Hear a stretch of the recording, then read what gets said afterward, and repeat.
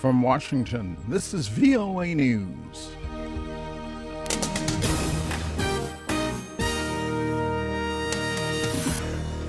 U.S. pledges financial aid to Ukraine after Poroshenko's inauguration. 30 are killed in violence in the Eastern Democratic Republic of Congo. I'm Vincent Bruce, reporting from Washington. Gunmen have attacked a town in the Eastern Democratic Republic of Congo, killing more than 30 people, including women and children. Local officials say nearly 30 people also were wounded in the violence in the eastern province of South Kivu. The identities of the gunmen are unclear. Iraq security and medical officials say dozens of people were killed late Saturday in a wave of car bombings in Baghdad, part of a day of violence that saw militants attack an Iraqi university.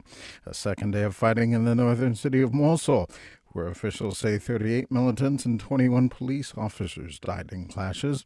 Also in Iraq's western province of Anbar, gunmen attacked a university and took dozens of students hostage before security forces led an assault to retake the campus. The UN Refugee Agency says the deteriorating security situation in Anbar province is making it more difficult for aid agencies to reach those in need.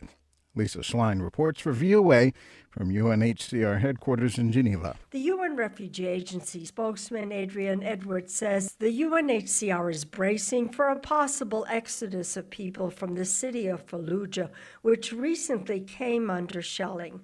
He says the attack hit a hospital and water plant, making life in the city very difficult. He says the agency would like to urgently ramp up its humanitarian operation, but cannot because it only has received 12% of its $26.4 million appeal. Lisa Schlein for VOA News, Geneva. More on this story at voanews.com. Ukraine's Petro Poroshenko was sworn in as the country's new president Saturday. Poroshenko was offered to hold peaceful dialogues to end the pro-Russian insurgency in the east. VOA's Gabe Joselo reports from the capital, Kiev. Mr. Poroshenko took the oath of office at the Parliament building in central Kiev, officially taking control of a country in crisis. Mr. Poroshenko has already held brief talks with Russian President Vladimir Putin about a possible ceasefire. They spoke Friday in France during the ceremonies commemorating the World War II battles of D-Day.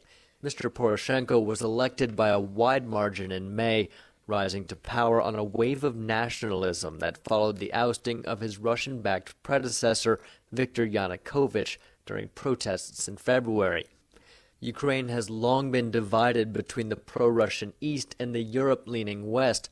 Mr. Poroshenko has already promised greater economic and diplomatic ties with Europe, a move that could anger Moscow and complicate his efforts to unite the country.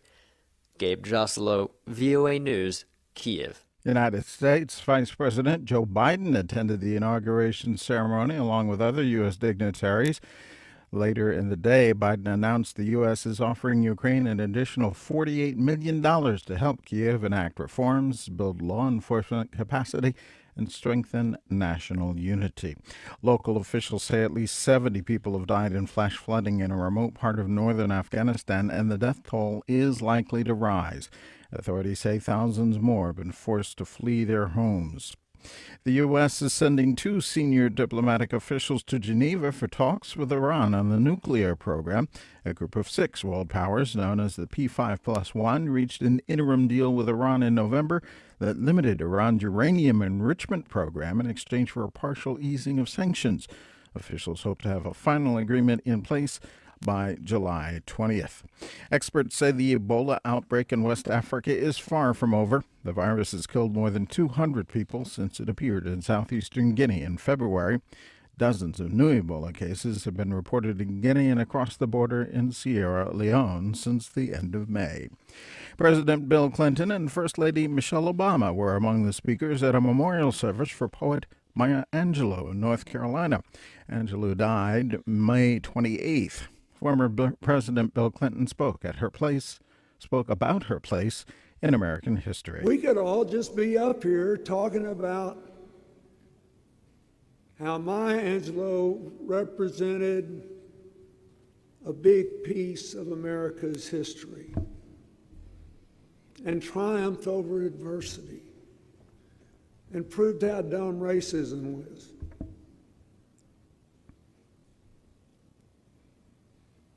But her great gift in her action-packed life was she was always paying attention. Angelou, 86 when she died in North Carolina, was possibly best known for her 1969 autobiography, I Know Why the Caged Bird Sings, about growing up in the segregated South in the U.S. That work helped give black women writers a literary voice. I'm Vincent Bruce in Washington. That's the latest world news from VOA.